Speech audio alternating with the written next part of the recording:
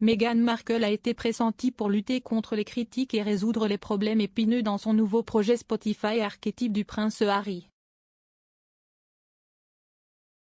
Après avoir quitté leur fonction de membre de la famille royale en 2020, le duc et la duchesse de Sussex ont déménagé en Amérique pour poursuivre une vie financièrement indépendante loin de la société dans ce qui est devenu connu sous le nom de Meghan. Se retirer de la famille royale a permis à Meghan, 40 ans, et Harry, 37 ans, de poursuivre un certain nombre d'opportunités de carrière commerciale. L'un d'eux a vu la paire signer un contrat lucratif avec le géant du streaming Spotify, supposé valoir 18 millions de livres sterling, qui voit la paire créer du contenu pour la plateforme. Jusqu'à présent, le couple s'est associé à la marque pour organiser une émission spéciale de vacances qui comprenait un camé spécial de leur fils Archie, âgé de 2 ans, et d'autres noms de célébrités. Depuis lors, la duchesse de Sussex a annoncé son dernier projet, un podcast intitulé Archetype. Le podcast est animé par Meghan qui s'adressera à des historiens, des experts et des femmes qui ont fait l'expérience d'être cataloguées, capitalisant sur le travail de campagne de Meghan sur le thème de l'autonomisation des femmes. Dans une vidéo pour sa chaîne YouTube, l'expert royal Neil Sean affirme que le couple pourrait utiliser le projet de manière très intelligente pour exprimer la version de l'histoire de Meghan. Il affirme que la duchesse pourrait utiliser le podcast pour réaligner ses critiques les plus sévères, mais de manière subtile.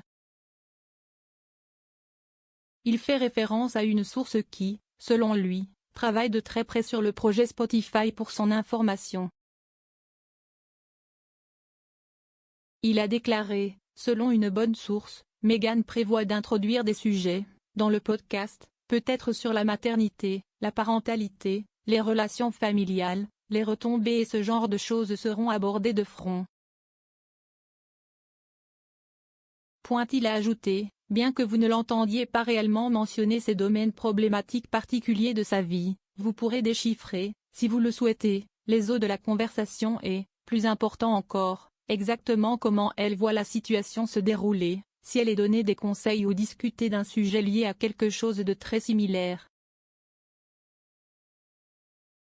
Si est une décision très astucieuse d'une certaine manière, car bien sûr, cela fait connaître sa version de l'histoire tout en attaquant qui que ce soit ou en abordant ses problèmes épineux, en particulier des choses comme le fait qu'elle n'a pas parlé à son père depuis plus de 4 ans.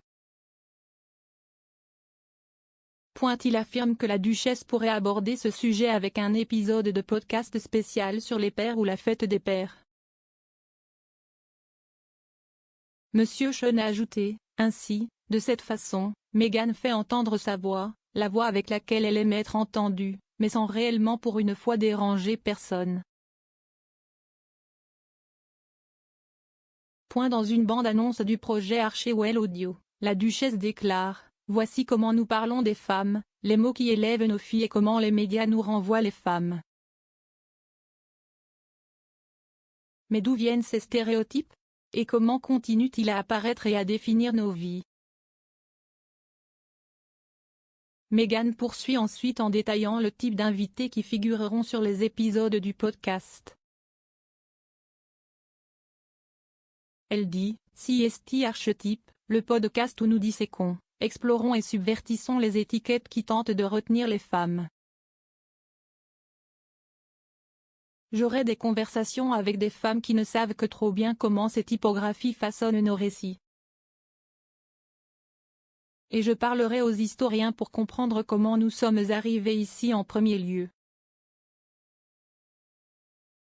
Neil Sean a également fait part de ses réflexions sur le podcast dans sa vidéo YouTube.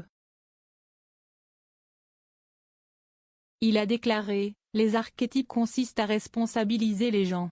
Des gens qui ont surmonté des difficultés dans leur vie et tout cela sonne incroyablement bien. » Cependant, il a souligné qu'il trouvait cela étrange car il existe déjà des podcasts similaires à celui proposé par les Sussex. Il a ajouté, « Ils n'ont pas le profil de Harry et Meghan mais, plus important encore, Beaucoup de personnes avec beaucoup plus d'expertise les fabriquent quotidiennement ou hebdomadairement.